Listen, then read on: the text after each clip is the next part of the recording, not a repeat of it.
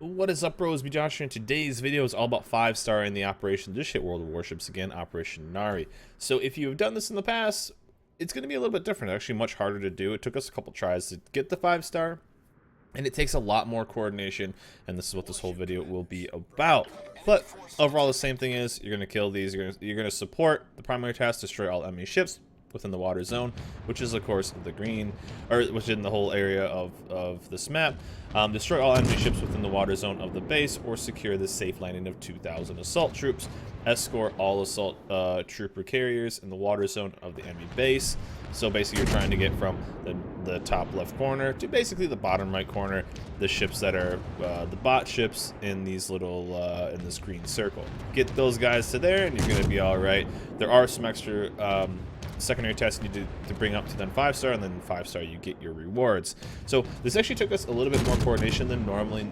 Basically, in the past, it seems like you can kind of just lull your way through and really get done with a 5-star. We usually 5-star the first time, but this one actually took us a little bit more coordination and figuring out where to put certain ships, and it's really a 3-prong attack. So what we ended up doing is and the ships that are really popular, it's tier 7 ships, the Boise, which just came out, or the Nueve de Julio.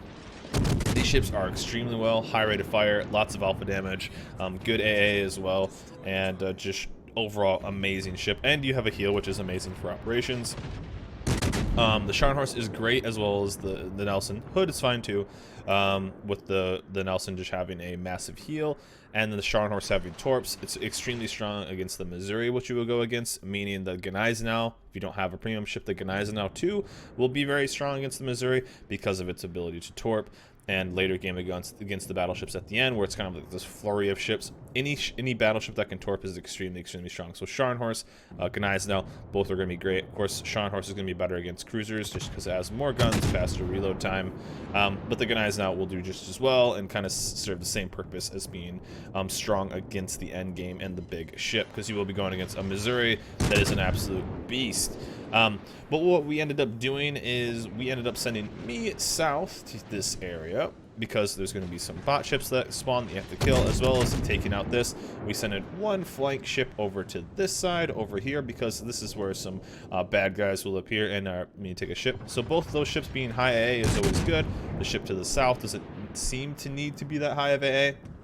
The ship to the north, though, you do want something with high AA, because there will be more than likely a lot of planes from the Boss CV, Destroy Aircraft Carrier King, which just came up. That you want something though with a relatively high AA to go defend itself. And Atlanta, Flint, if you have one. I mean, anything with decent AA is going to be able to do pretty well. But you do want to send the higher AA ship. So as you can see, the main group will be pushing through these channels, and it's good if you can to kind of split up the forces, because the bots that you're trying to protect will split up, and you want to kind of protect them from all sides. I'm going to continue to push south, take out this fort, and get ready to take out some of the bot ships that are going to be trying to escape. So you want to get one. I found that one ship was plenty. You could have one ship. If you need more than that, you could send 2, or just get maybe some support fire from the middle group. But we basically did like a 1-5-1 setup, and it seemed to work for us. If you do need some more support from your team, though, you could always rotate one over if you have something that's relatively quick. We kind of were a bit off on this attempt. I mean, we 5-starred it anyway. But we were a bit off to the right. A lot of our guys were going through the same area, so you want to keep them a little bit split, but mainly your force in the middle will just be focusing on those ships, and then the ships on the north and south side are going to be mainly focusing on their jobs. Basically, you're going to end up splitting up, and each kind of group is going to have their own set. 5 ships in the middle, be just focusing on taking care of everything. And then there's little trouble. There's the Missouri, the tier 9 ship against tier 7s. This is why the Scharnhorst and the Gneisenau are going to be so strong, because going against this ship, yes, it's a Missouri, it's going to hit extremely hard, and has a relatively high health pool. But if you can get those torps, that's what I'm talking about, and then you can just kind of chunk through him extremely fast. Don't mind my terrible aim on this Nicholas. We're just going to forget how many shots I miss on this guy. But still, this is also show why the Boise and the newer premiums are extremely strong because of their heals. A Fiji would do well for this job too. It would do just as good. I just like that the Boise is, one, a lot of fun to play, and two, extremely strong at doing all those jobs. So you can see they're just starting to do their thing. There is the CV that spawns up. Every time we've done it, the CV is spawned on this side. Sometimes you see in operations that things will switch from left to right, but overall it seemed to spawn on that side every time. So that's why we want to get one of our cruisers was lagging behind a little bit, but you kind of want to get him over in the north area, or if he can get down there fast enough to start working on this CV and taking down those planes. Here are some of the communication ships that you do need to take out, and then this is why I thought I was dead. I was like, man, I just died in an operation, and this is actually a pretty tough operation. This is why the Boise is so strong, because you do have that massive heal on this. It's basically a Royal Navy heal. I'll put a link down below to my Boise review if you guys do want to check that out. But it's a really fun ship if you guys haven't checked it out. And you can get the Nueva de Julio too, basically the same ship. If you buy one, you get the other for free, basically.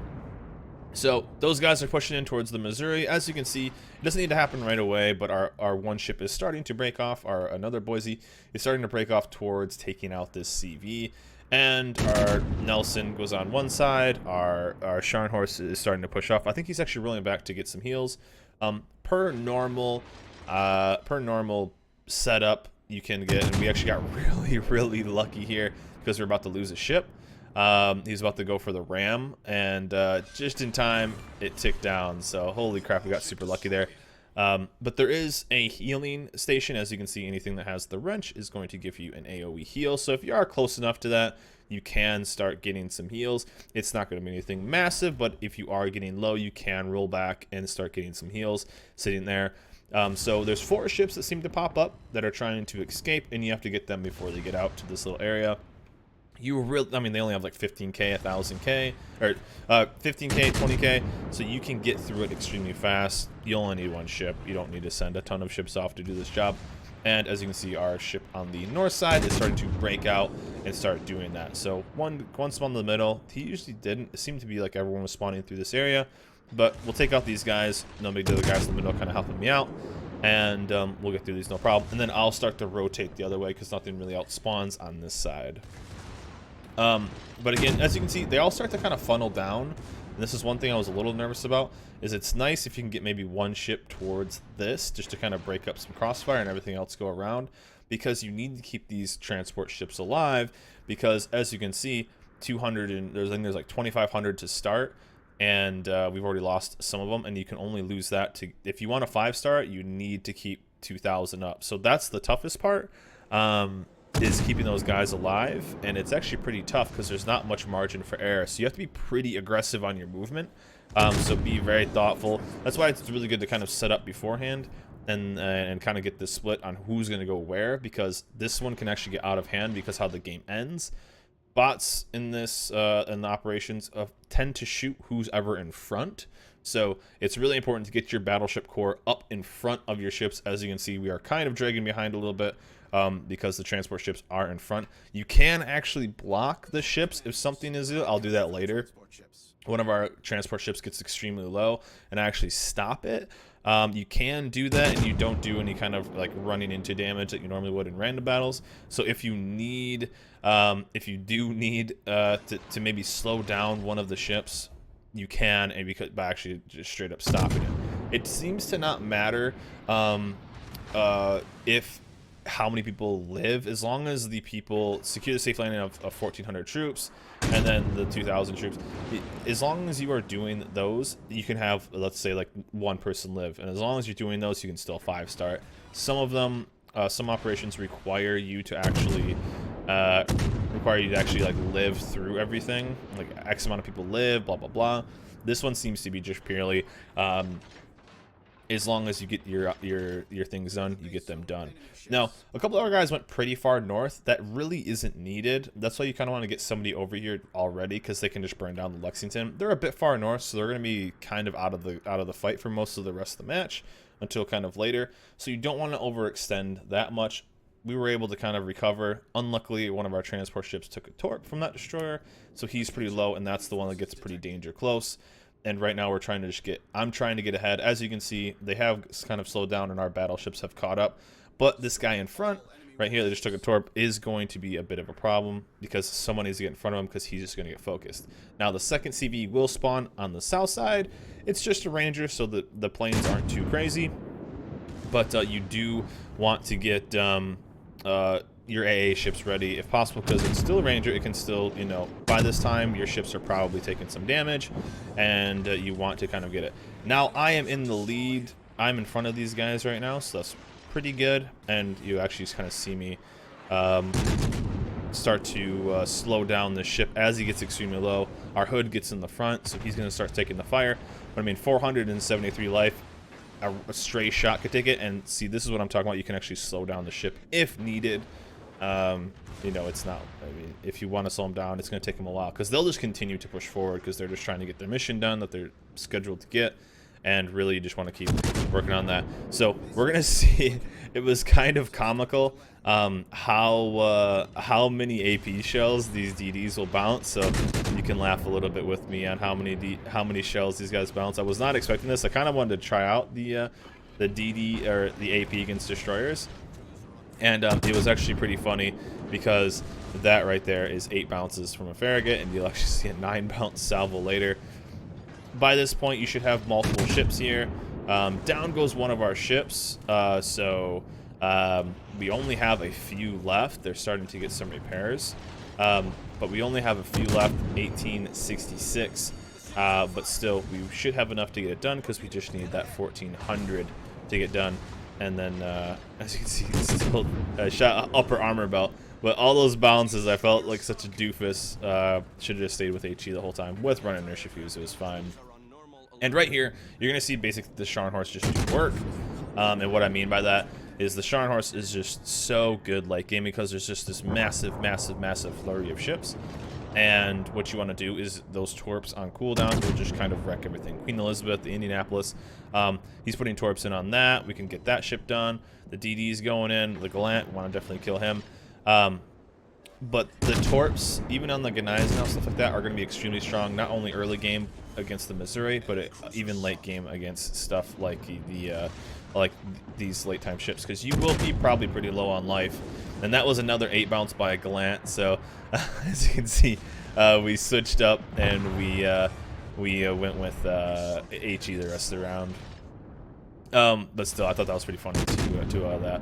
But yeah, this is when these torpedo battleships are going to be extremely, extremely good, because they're just so good against these guys. Because as you can see, you know, our one guy is kind of low. Torps go in, we take that down, and we can just kind of focus on everything else. We're going to give our Nelson a bit of a haircut here. Luckily, you don't do friendly damage to your team, so fire away. It doesn't really matter. And as you can see, as long as the troops are slowly getting in, so they're going to go to this dock, this dock, this dock, this dock, and I believe this is the last one. So he would have had to make it to here. So he would have been pretty close. He did go down, though. And we were actually, if he wouldn't have taken those torps, we would have got that DD a bit sooner. He would have been fine. But the rest of this match is basically that. That's really all you have to do. As long as you plan it out, guys, it really won't be that bad. You can go in, get your rewards, and then go and get the 5-star done. Of course, this is going to be a bit harder when it comes to pugging. We understand that. But if you have some clan battles, you have some friends, you know, you can actually make a pretty big influence on this game. And especially on this operation, just kind of knowing where to go. You know, if it's you and one friend goes north and one friend goes south, you can really just help this team out overall, because every random person, I would assume, knows how to just randomly shoot at ships, and you can really help a lot. So taking care of that first one, because we ended up 3-starring it our first game, and then Lexington got all the way up to like the corner, so we had to send somebody way the heck up there to go get it. And we ended up getting it, but we only 3-starred it, and so we had to redo it. So overall, though, a really fun operation. This one was actually pretty challenging. Who knows if they'll end up doing hard modes? This one was definitely a lot harder, and we almost failed it. It was actually pretty close. So that's a 5 right there in the chat. And again, a pretty fun operation. Hope this kind of helps you out, giving you an idea to 5-star. Again, if maybe you just want to go up there, I honestly think if you can coordinate with a good pug, just get one guy to go south, and probably the most influential part you could do is going and taking out the Lexington. So if you want to go be the hero for your team, I would definitely go out and get the go up north and get the Lexington. I think that's going to have the biggest swing, because if you can run a high AA ship and just do that, you'll be able to do it. Again, anything with Torps is going to be really good, especially late game and against that Missouri. Getting down that Missouri as fast as possible is really, really, really important. So like a Scharnhorst, if you have, that's really good. Gnei's now again. Anything with Torps will really, really do it. But taking out that Lexington is one of the hardest parts, to killing that Missouri and then just getting up front and tanking enough damage for those guys, and then surviving that late game, and you can get yourself a 5-star and all the rewards. But anyways, guys, that's it for me. Hope you guys enjoyed this video. Good luck in your operations. Hope you're having fun. Let me know in the comments below what you guys think of Operation Narai. Is it too hard? Is it good enough? And do you enjoy it being a bit more challenging in the operations? But anyways, guys, that's it for me. Hope you guys enjoyed this video. Remember to like, subscribe, and I'll see you guys next time.